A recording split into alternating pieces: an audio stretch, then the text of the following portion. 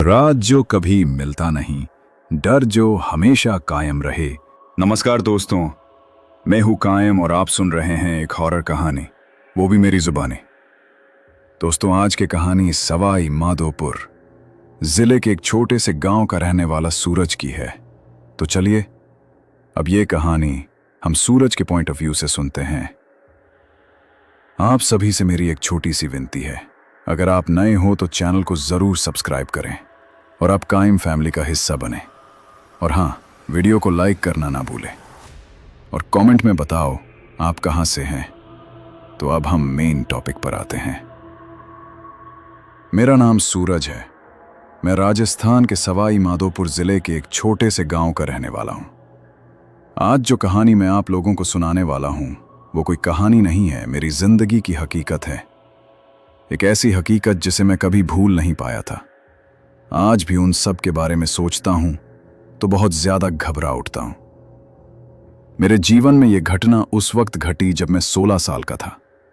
मुझे बचपन से ही एक आदत थी कि अगर मुझे किसी चीज के बारे में कोई बात पता चलती तो जब तक मैं उसकी जड़ तक नहीं पहुंच जाता, उसके बारे में सब कुछ पता नहीं कर लेता, तब तक मुझे चैन नहीं मिलता था। और मेरी यही आदत एक रात मेरे लिए मुसीबत खड़े करने वाली थी। ये मैंने कभी नहीं सोचा था। मेरा ननिहाल भी पास के ही गांव में है। अक्सर गर्मियों की छुट्टियों में मैं अपनी ननिहाल जाया करता था।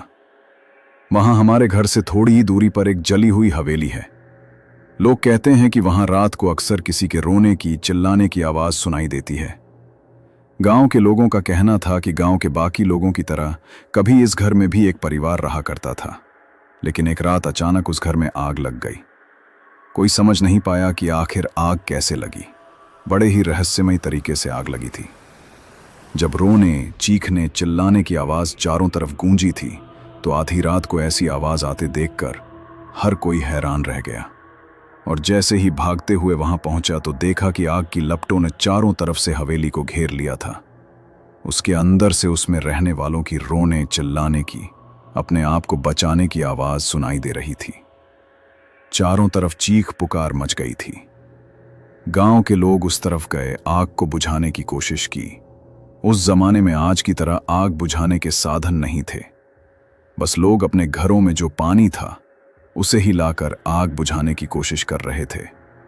साथ में ही के अंदर बंद लोगों को निकालने के लिए घर के दरवाजे की तरफ गए, लेकिन दरवाजा लोहे का बना हुआ था। ऐसे में आग की वजह से कोई उसे खोल भी नहीं पा रहा था। न तो अंदर से वे लोग बाहर आ रहे थे, न बाहर से कोई अंदर जा पा रहा था। बड़ा ही भयानक माहौल था। उस वक्त गांव के लोगों ने उन लोगों को बचाने की कोशिश की, लेकिन बचा नहीं पा रहे थे और वे लोग भी बाहर नहीं आ पा रहे थे। ऐसे में पूरी हवेली जलकर खाक हो गई और एक खंडहर में बदल गई। उसके अंदर रहने वाले जिंदा ही जल गए थे। उनका अंतिम संस्कार उनके नाते रिश्तेदारों ने किया था।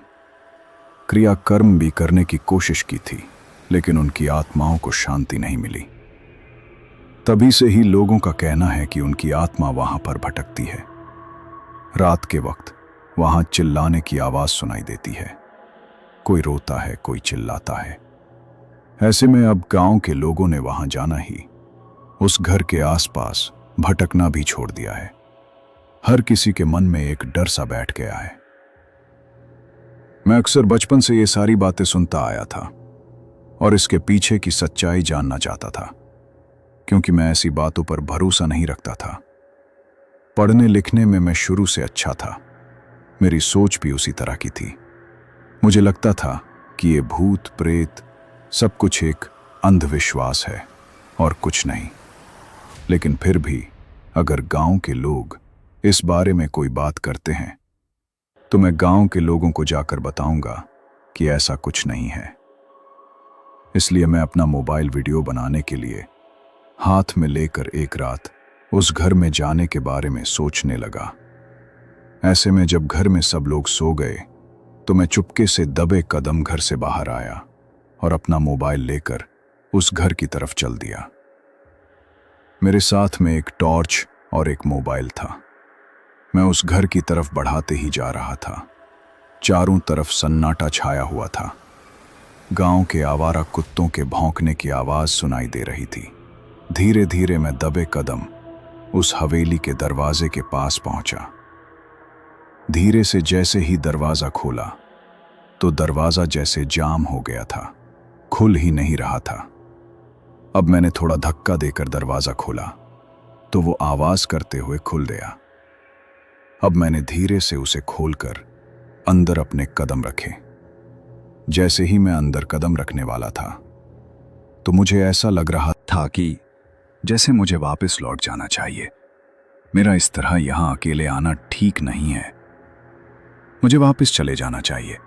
लेकिन बचपन से ही मैं इन सब चीजों से डरता नहीं था और मुझे सच्चाई जाननी थी कि गांव के लोग जो बात करते हैं उसके पीछे की सच्चाई क्या है।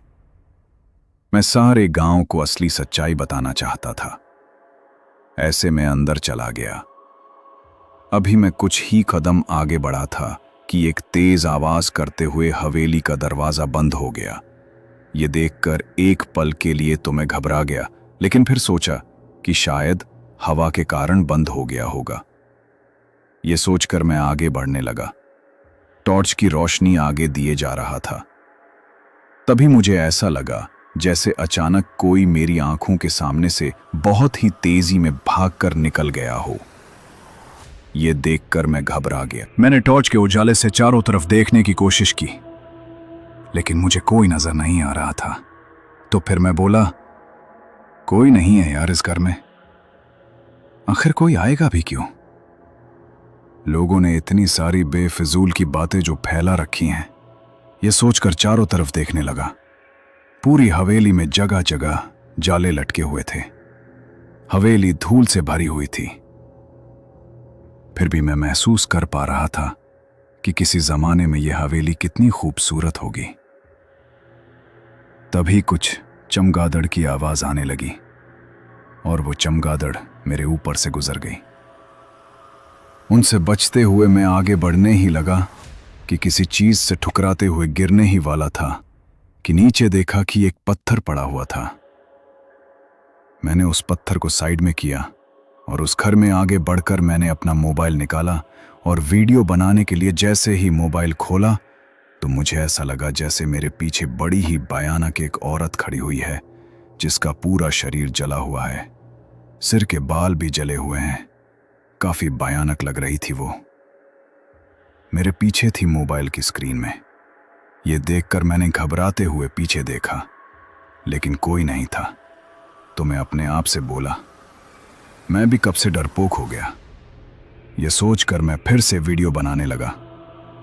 अब जैसे ही मैं पूरे घर की वीडियो बनाने लगा, अचानक मुझे ऐसा लगा जैसे फिर से मेरे आंखों के सामने से कोई भाग गया हो। लेकिन इस बात पर मैंने ज्यादा ध्यान नहीं दिया और आगे बढ़ने लगा। तभी अचानक फिर से ऐसा लगा जैसे किसी ने मेरा पैर पकड़ लिया हो। तो मैं अपने आप से बोला, मैं भी ना लोगों की तरह कैसे डरता हूं। यह सोचकर मैंने नीचे की तरफ देखा तो मेरे होश उड़ गए। एक बड़ा ही भयानक बालक था जो पूरी तरह जला हुआ था। आंखों की पुतली पूरी सफेद थी। वो गुस्से में घूरते हुए मेरे पैर को पकड़े हुए बैठा था। ये देखकर मेरे तो होश उड़ गए। मैं हड़बड़ाते हुए बोला, कौन हो तुम? लेकिन वो गुस्से में मेरी तरफ घूरते ही जा रहा था। अब मैंने अपना पैर छुड़ाने की कोशिश की, लेकिन छुड़ा नहीं पा रहा था। तभी मेरी नजर सामने की तरफ गई तो एक बड़ी ही भयानक औरत मेरी आंखों के सामने खड़ी हुई थी, जिसका पूरा शरीर जला हुआ था। आंखें बिल्कुल सफेद थीं। ये देखकर मेरे हाथ में से घबराते हुए टॉर्च जैसे गिरने वाली थी, लेकिन मैंने हिम्मत करके संभाल लिया। वो औरत मेरी तरफ बढ़ते ही जा रही थी। ये देखकर घबराते हुए तभी मैंने जोर से पैर को झटका दिया और उस बच्चे से अपना पैर छुड़ाकर वहां से भागने लगा। तो सामने एक बड़ा ही भयानक आदमी मेरी आंखों के सामने आ गया, जो गुस्से में मुझे देख रहा था। अब तो मेरे पैरों तले जमीन खिसक गई। दिल और दिमाग ने ही काम करना छोड़ दिया कि अब क्या होगा कुछ समझ में नहीं आ रहा था। मैं वहां से भागने लगा ही था कि फिर एक औरत मेरी आंखों के सामने आ गई। हे भगवान, अब क्या करूं? मैं यहां आया ही क्यों? ये सोचते हुए बहुत ज्यादा घबरा रहा था। तभी वो लोग अजीब तरीके से मेरी तरफ देखने लगे और अपनी गर्दन को अजीब तरीके से इधर उधर घुमाने लगे। उन्होंने चारों तरफ से मुझे घेर लिया था। 2 औरतें थीं, एक बच्चा था और 2 आदमी थे। वो लोग अजीब तरीके से मुझे घूरते हुए मेरी तरफ जैसे ही बढ़ने लगे थे तो मैं जैसे तैसे वहां से भागने की कोशिश करने लगा। अपने आप को बचाने की कोशिश करते हुए मैं वहां से भागने लगा तो अचानक एक औरत उल्टी होकर हवा में लटक गई और मेरे आगे आगे चलने लगी। ये देखकर तो मैं बहुत ज्यादा घबरा गया। तभी एक बड़ा ही डरावना आदमी मेरे सामने आया और गुस्से में घूरते हुए उसने मेरा गला पकड़ लिया। उसके हाथों के नाखून काफी लंबे थे। ये सब देखकर मैं उनकी तरफ घबराते हुए देख रहा था। तभी उस आदमी ने जोर से मेरा गला दबाया और घबराहट की वजह से मेरी आंखें बंद हो गईं। मुझे पता ही नहीं चला कि मेरे साथ क्या हुआ है। जब मुझे होश आया तो मैंने अपने आप को घर पर पाया। अब मैं घबराते हुए चारों तरफ देख रहा था। अपने घर वालों को और गांव के लोगों को देखकर कुछ समझ नहीं पा रहा था। तभी मेरे मामा बोले, तुम एक नंबर के बेवकूफ हो क्या जरूरत थी तुम्हें उस भूतिया हवेली में जाने की। यह सुनकर मैं तो डर के मारे कुछ बोल नहीं पा रहा था। अब मेरी नानी बोली, हमेशा तुमसे मना करते थे ना कि वहां नहीं जाना है, तो तुम क्यों गए। अरे वो तो भगवान का शुक्र है कि गांव के ही एक आदमी ने, जो खेतों से रात के वक्त शौच करके आ रहा था, उसने तुम्हें देख लिया और सारी बातें आकर हमें बता दी, वरना कुछ भी हो सकता था। तभी मामा बोले, जब हमें पता चला कि तुम उस हवेली में गए हो तो हम सब बहुत घबरा गए। लेकिन तुम्हें तो नहीं छोड़ सकते थे ना उसमें मरने के लिए, इसलिए गांव के लोगों को इकट्ठा किया। फिर सब लोगों ने कुछ बातें करके डरते हुए आग जलाकर वहां पर ले गए, क्योंकि वहां उसके अंदर जितनी भी भूत चुड़ैल बनकर जो आत्माएं घूमती हैं वे सब आग से डरती हैं। और जब हम वहां पहुंचे तो तुम बेहोश पड़े थे। पूरे घर में हमारे जाने पर आग की वजह से चीख पुकार मच गई थी। फिर हम तुम्हें लेकर यहां आ गए। लेकिन अगर तुम्हें कुछ हो जाता तो क्या जवाब देता मैं अपनी बहन और जीजा को। ये कहकर सब घर वाले मुझे समझा भी रहे थे और डांट भी रहे थे। गांव के लोग भी मुझसे ऐसे ही कह रहे थे, लेकिन मैं कुछ बोल नहीं पा रहा था। अब तो मैंने सौगंध दिखा ली थी कि चाहे जो हो जाए मैं उस हवेली के सामने भी नहीं जाऊंगा। और जो कुछ हुआ था उसकी खबर मेरे मम्मी पापा को भी हो गई थी। अब मेरी मम्मी पापा शाम तक आ गए और मुझे अपने साथ वापस ले गए, क्योंकि उन्हें डर लग रहा था कि कहीं वो आत्मा मुझे कोई नुकसान न पहुंचा दे। बड़ी मुश्किल से लगभग 1 महीने के अंदर मैं इस डर से उबरा था। लेकिन अब मेरे दिलो दिमाग में ऐसा डर था कि जब भी रात को कोई आहट होती तो मुझे बहुत ज्यादा डर लगने लगता था। जिन बातों पर मैं पहले यकीन नहीं करता था, अब उन बातों पर मुझे पूरा यकीन हो गया था। आज भी 6 साल बाद जब उस घटना को याद करता हूं तो काफी डर लगता है। ऐसा लगता है जैसे कल की ही बात हो। अब सोचता हूं कि अगर मामा और गांव के लोग मुझे बचाने नहीं जाते तो मैं भी आज उस हवेली में उन आत्माओं के साथ भूत बनकर घूम रहा होता। ये सोचकर घबराने लगता हूं।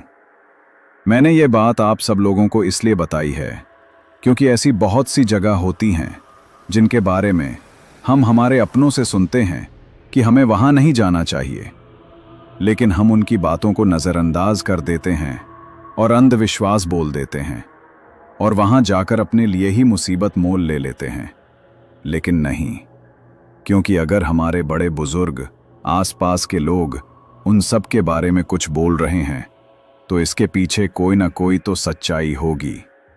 ये सोचकर हमें उस तरफ नहीं जाना चाहिए जिससे हमारी जान के साथ साथ हमारे अपने भी मुसीबत में ना पड़ जाएं।